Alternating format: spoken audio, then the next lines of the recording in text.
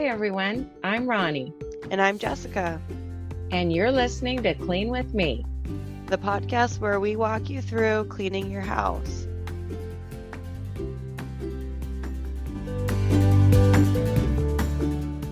Good morning or good evening, Ronnie here. In today's episode, I'm going to walk you through a brief evening or morning routine to help set you up for success in your day. You may be wondering, well, is it a morning routine or is it an evening routine? Doesn't matter. I'm here to help you just wherever you are. And I've found that by doing certain things either the night before or first thing in the morning, it sets me up for success. And this is true when I was a full-time stay-at-home mom. It's true now when I work from home, and it would be true if I worked somewhere else. So I think there's something here for everybody. Whether you're doing this in the evening or in the morning, there are just a few things that I recommend doing. And it starts in the kitchen. Obviously, I'm not talking about your own personal morning ritual as far as the coffee you drink or your quiet time or your grooming. What I'm talking about is what you do to your house in the morning or evening to kind of set you up for success. And I'm also going to touch on a little bit of meal planning because I think that's key as well. So let's jump right in. First thing I'm going to want you to do is head to the kitchen. If your kitchen floor is a mess or something, maybe put some shoes on. I know some people are more motivated to clean when they actually put on shoes. So maybe that's you. I typically do my housework barefoot unless for some reason my kitchen floor isn't swept. Then I might want to put on some shoes to get started and then sweep at the end. So just real talk, that might be the situation. It is time to get started on your dishes. This isn't a deep clean. This is just a routine of doing every single dish and giving your surfaces a swipe. Okay. We have recently started a new system at our house where during the day we wash our own, meaning the kids and I, we wash our own dishes and, even like a pan that we use for breakfast, after breakfast and lunch, just washing things by hand as we go. And then in the evenings, we tend to relax, meaning just my husband or I will load the dishwasher, ideally after cooking dinner. And then people may snack a little bit in the evenings after we've gone to bed. And so there may be a few dishes in the sink from that.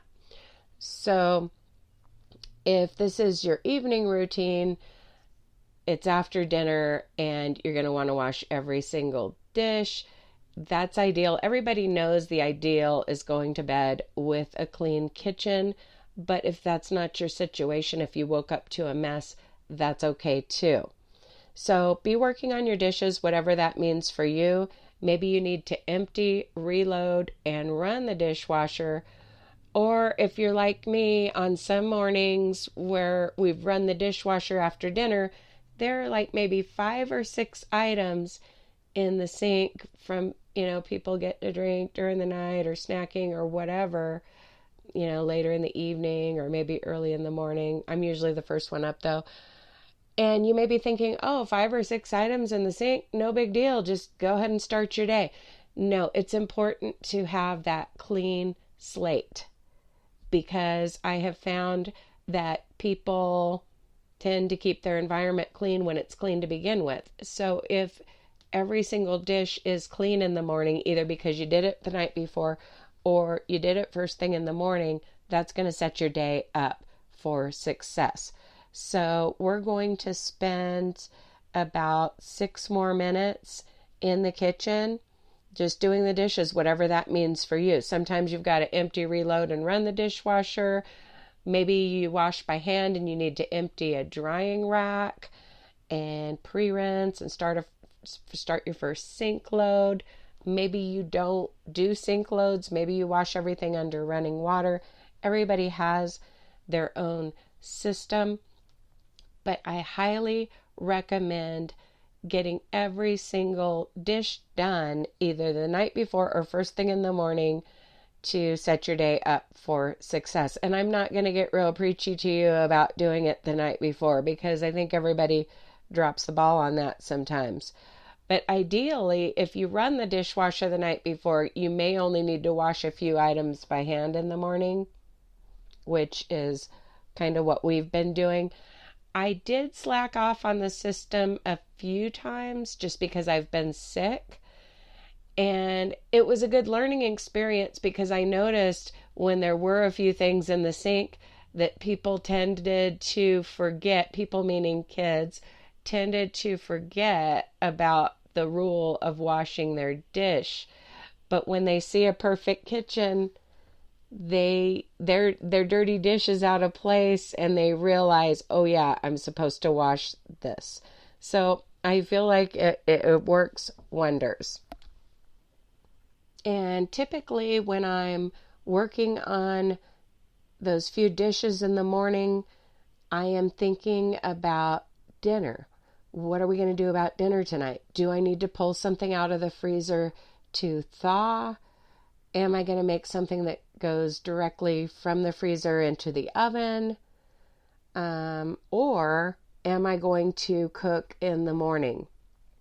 There is something to say for cooking in the morning, whether it's because you don't feel like cooking after work, or if you're stay-at-home mom of a young baby and they get fussy in the evenings, or your energy levels are higher in the morning. See, some people are night owls and they have kind of higher energy levels in the evening, so they want to kind of clean the kitchen and do their meal planning the night before, whereas other people have higher energy levels in the morning and they want to kind of set things up in the morning. I've gone through phases where I've told myself, I need to just start a crock pot every day in the morning so I don't have to cook at night. It does have its downsides. I mean, there are only a few meals that I like that go in the crock pot. The other thing is, when you smell that cooking all day, I feel like, in your home, I feel like it can make you hungry and you're more likely to snack during the day. But if this was a day that I was going to be at home all day and not working, or maybe even running around, running errands, I might put one of my bone-in turkey breasts in the crock pot. This is a favorite thing that I make. I'm not talking about just buying like this kind of blob of turkey. You want it to mention like the bones or something, because basically what you want it to be is like everything except for maybe the wings and legs, but just the turkey. And it fits right into your, and it's usually a small one. It fits right into the crock pot. You buy it frozen. One downside is it takes a few days to thaw it out in the refrigerator. So there's some planning involved. But trust me on this, it tastes so much better than when you cook a chicken in the crock pot. It just has a really good flavor. You just put that in your crock pot, your slow cooker, with like a cup of water, and just cook it all day. I don't know if you cook it on low, high, it depends on the time. I mean, it's not rocket science, folks. This is more of a method than a recipe. But you cook that all day, and then at the end of the day, make some mashed potatoes and gravy to go with it. I feel like that would ideally be something that I might do on a day when we're going to be out running around, so we don't really have to smell it cooking and get hungry. And since it's not a work day, maybe I'd have the energy to make the potatoes at the end. So that's one thing. Be working on your dishes. Another possible dinner plan that I like to make is something that's just easy to make at the end of the day.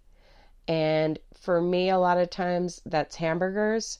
So basically the ingredients I use for that, ground beef, I kind of discovered that I like this by accident. The McCormick salt-free onion and herb seasoning. I'm not telling you to go salt-free.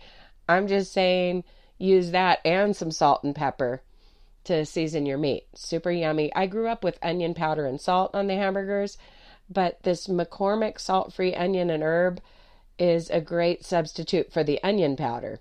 And then you go ahead and use a little salt. So that is super yummy. Buns, of course, fresh onions, some romaine lettuce, some of the bread and butter dill pickle slices. Those are kind of optional, I guess. And then Thousand Island dressing. And if you want to kind of kick that up a notch, when you're frying up the burgers, maybe toast the buns in the oven. That's an extra step. And just a thought on hamburgers. There's a tendency to think that you need like potato chips or fries, but the bread is the carb.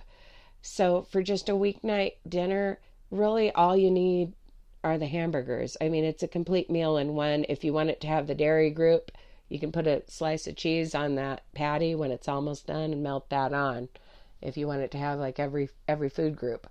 But yeah, super yummy. You can get a leaner ground beef to make it even healthier, but you don't need to do this carb overload every time you have hamburgers. Don't get me wrong, if I was having company, I'd probably serve fries or tater tots with it, but I found that my family is happy with just the burgers, and trust me when I say that my burgers are good. But I feel like that's one of the meals that's easy to make after dinner. Hopefully by now you've gotten a few dishes done and given your countertops a swipe, and maybe you needed to sweep your kitchen floor. I think I'm going to give you a few more minutes in the kitchen while I talk about some possible meals to plan. You know, whether that means taking something out to thaw or just kind of thinking about dinner. I try to make it a point to think about dinner in the morning so that I'm not like, oh, what am I going to make for dinner? And I'm already off work and exhausted or whatever at the end of the day. I work from home as a content writer. So another easy one is spaghetti, whether you're, using just ground beef and cooking it up, or even easier, pulling some frozen meatballs out of the freezer, using a jarred sauce. I mean, easy peasy. That's another thing that I sometimes make after work. Another thing that you might want to do, a neighbor I used to have used to do a thing, talk about setting your day up for success when kids are home. She was homeschooling, so this could apply to either a homeschooling mom or somebody during the summer with school-age kids, or even younger kids. She would set up like a tray. Like, this was before like the charcuterie board thing was popular, but that was kind of what she was doing. A tray with little fruits, vegetables, cheeses, crackers, whatever else. And she would kind of set that up, and instead of like serving an official meal, the kids would kind of graze, and they wouldn't be dirtying up plates because these are just finger foods that they would kind of grab off the tray. And there are even little trays for stuff like that you could keep in the refrigerator. Or I even have like Pampered Chef ones that are designed to keep the food cool. So that's a possible option that you could kind of set up that would kind of take care of lunch, or maybe just prepare it, put it in the refrigerator, pull it out at lunchtime. If you do cook breakfast, it's a big thing to just wash that pan immediately so that the eggs and stuff don't dry on. Maybe you're cooking breakfast for somebody who's going to work. The other day I fried up some eggs for my son, and just the key with that is washing the pan as soon as you serve up the plates. Okay, so that you're not adding to the mess and leaving this depressing pan that needs to be scrubbed later on. Hopefully I've given you enough time to quickly do your dishes and give your countertops a swipe. No judgment here. If you had a backlog of dishes or whatever, this just probably wasn't the right episode for that situation. I have plenty of episodes that talk about doing dishes and that give you more time. So hopefully by now you've washed every single dish and you've made a plan for dinner tonight. Now it's time to spend the next 5 minutes on a 5 minute pickup. This is just straightening up your house.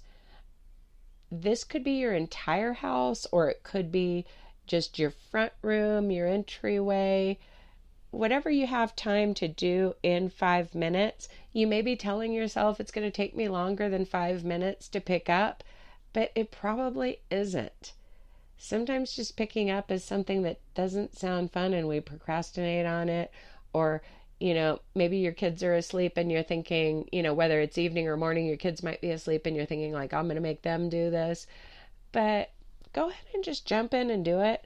Of course, they're going to be taught to pick up their things, but I'm talking about doing this for yourself, setting yourself up for a successful day, and it's just more pleasant. I know when I come out of my bedroom in the morning and my living room is tidy, it is an amazing feeling. Not quite as amazing as having every single dish done, but it's like second place to that. It's another component of having a really positive outlook in the morning is that clean living room. So great motivator to pick up your outer areas the night before. But if not, do it in the morning so that you're not going to get caught with a mess at some point during the day. You know what I mean? I feel a lot more relaxed when I start my work day with a clean kitchen, clean living room, and then I can just pour myself into my work.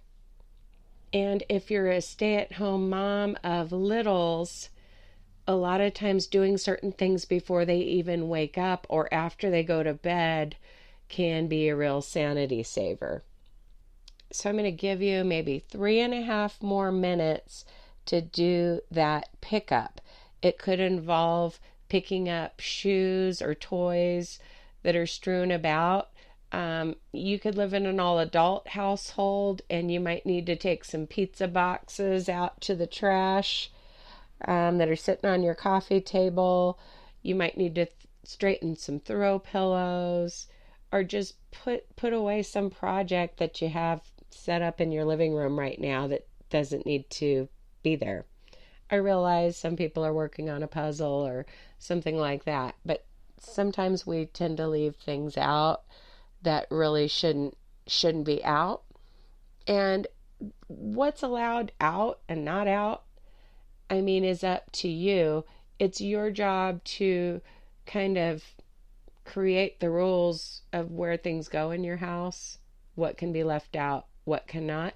But sometimes we break our own rules, meaning we get used to seeing something sitting out in a living room, a family room, the entryway, and we just leave it there. And it's not that we think it goes there, it's just we kind of forget about it. We walk past it. So look for things like that and just be working on that pickup. You're going to be amazed at how much you can straighten up in just 5 minutes. And maybe if it didn't take long to pick up your living room, maybe you can head to your guest bathroom or your kids' bathroom or even your bathroom and pick up any laundry or towels that are on the floor. The point is just to get the floor of your house picked up as much as you can within that 5 minutes, and you may be able to pick up your entire house during that time. No judgment here if you can't. Maybe, if you've got kids with toys, maybe you need to take a few toys out of circulation. I talk about this a lot, but I'm not telling you to go completely minimalist. I'm telling you to rotate toys in and out so you don't have as much picking up to do, or your kids don't. Hopefully by now you've almost completed the pickup. While you're finishing with that, I'm going to talk about another thing, and that's laying out clothes the night before. It's something to consider. Now, if you're super organized and your clothes are always in the proper drawers and hanging up, and maybe you don't even have trouble deciding what to wear on a particular day, then you might be able to skip this step. But I remember I went through a phase several years back where I got into walking, and then because I deal in extremes, it turned into running. I should have just stuck with the walking, would have been more sustainable. But I went through a running phase, and at that time I was younger. Like now that I'm 50 years old, I just wake up at the crack of dawn, and it's not hard for me to get up in the mornings. I was like 42 when I started this running thing, and I had read an article about laying out your clothes. There was a certain running outfit. There were my little, earbuds that I was going to be listening to, and certain shoes. And I would lay all those out in a place in my room, like on a chair or something, but where I could see it from the bed. So if this is really resonating with you right now, and I'm not talking about just if you're planning to work out, I'm talking about just laying out your clothes for the day. This applies more if you're using this episode as an evening routine instead of a morning. If it's a morning routine, you're probably already dressed. But there was something about when my alarm went off, waking up and seeing my cute little running outfit and every single thing I was going to need, and just thinking, this isn't going to be that hard to just get up and put this on. Because there wasn't going to be a lot of primping involved. I was going to put my hair in a ponytail and go. I wasn't going to take a shower first or anything. That was going to happen afterward. There was something about the visual of having that stuff laid out. And the reason that can apply when you're not trying to work out, and just, it can apply to just getting a good, fresh start, an easy start to your day, is that you may be in a state of disorganization. Maybe you're either new to the show or you're kind of off the cleaning wagon right now, or if you're like me, you've been sick, you're a little behind on laundry or whatever. Laying out your outfit can save you a lot of time. Maybe you're not going to open the drawer and have the perfect outfit ready because you have like a huge pile of dirty laundry or a huge pile of clean laundry. But we're taking it one step at a time. You just want to have a good day tomorrow. Laying out your clothes the night before can help facilitate that. It kind of keeps you from procrastinating on getting out of bed. So try it. It may work for you. Again, that part's not for everybody. I joke about this a lot, but I kind of like to have what I call a personal uniform. Yeah, hopefully by now you've straightened up your kitchen and you've done the 5-minute pickup. Now we're just talking about other ways to kind of set yourself up for success. And one of them's laying out your clothes the night before. But another one is setting up for the day. If you're a stay-at-home mom or you're babysitting a grandkid or something, you might want to kind of set up your baby equipment and your supplies. Sometimes when I know my grandson's coming over, I will set up this thing that I call the corral, or I'll at least make sure the playpen is set up. That's kind of the pack and play, I guess they call it nowadays. That's kind of perpetually set up at our house, but sometimes I'll also set up the corral. As far as my remote work day, one of the ways that I set up for that is sometimes I like to start out in my living room recliner, and I'll put this little short bar stool next to it, set my drink on it, grab my laptop. Of course, this comes after the 5-minute pickup because I want to be in a clean living room. And sometimes I'll work there for a while until the kids get up, and then I might head to my bedroom where I have a little office set up, or I could also even just sit on the bed with a laptop, which I often do. The desk part is more for the meetings. So yeah, in addition to doing your dishes, maybe giving your countertops a swipe and a kitchen floor a sweep if it needs it. And I don't usually do the kitchen floor sweep as part of a morning or evening routine, but just something, just a suggestion in case it needs to be done. It's usually just dishes and countertop a swipe and then the 5 minute pickup. But also consider things like laying out your clothes and shoes the night before. For kids, what I do is this only works if your kids are keeping their room clean. Sometimes I'll have them, like during the school year, lay out a fake man, so to speak, or, if you're talking to a girl, lay out a fake woman. And it means that they put their pants, their shirt, their socks, their shoes, they put all the components of their outfit on the floor, kind of in the shape of a person, maybe a little hat on top. I don't know. Kids just like it. And if you tell them, like, plan your outfit the night before, sometimes that's not specific enough for a younger kid. A teenager gets that, but a younger kid might need to, like, lay out the fake man to make sure they have all the components. For an adult, you're not going to lay out the fake man, but I do think that if you were laying out your clothes, put them where you can see them from the bed. Like, wow, this is going to be easy. I've already got my outfit planned. I'm also really big on something called a personal uniform, like just a certain outfit that you use when you're going on that morning commute to take the kids to school, or your work from home outfit, or whatever you wear to work. Just keep it simple. I recommend having a launch pad. So another way you can kind of set yourself up for success is by setting things at your launch pad by the front door. On top of my piano, there's a basket for the keys, but then specific things that I'm going to be taking with me, I might put on the piano bench, like a tote bag or whatever. So, to remind me that these items are going out the door or whatever. If you tend to misplace your purse, you might want to keep it up there on, I was going to say on your piano. Not everybody has a piano, but on your launch pad. One thing that I have found is when I carry a bigger purse, I'm less likely to misplace it around the house. Also, I went through a phase where I had kind of a black and white purse. It just really stood out. I was less likely to misplace that than right now when I'm carrying a solid black purse. So just a few thoughts there. Hopefully I've given you some tools for a morning or evening routine. Let me know if you like this episode, if you want to comment on it. Go to Clean With Me Podcast on Facebook. My co-host and daughter Jessica also has an Instagram page for the show, so you can communicate with her there or communicate with me on Facebook, where the older people hang out. Special thanks to my financial supporters who support the show on Patreon.